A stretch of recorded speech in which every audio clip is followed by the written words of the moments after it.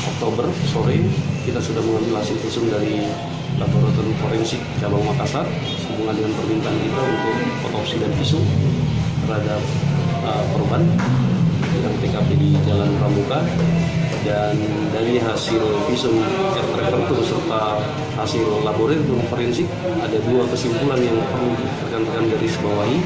Ini yang pertama, luka yang dialami oleh korban atau almarhumah di beberapa tempat, contoh di kelopak mata, tangan, dan punggung berupa goresan atau cakaran dari tersangka tidak berkontribusi langsung menyebabkan kematian dari korban. Itu yang pertama.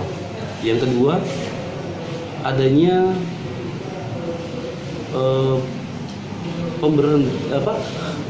berhentinya otot jantung bekerja secara mendadak yang menyebabkan darah tidak mengalir ke seluruh tubuh sehingga korban lemas.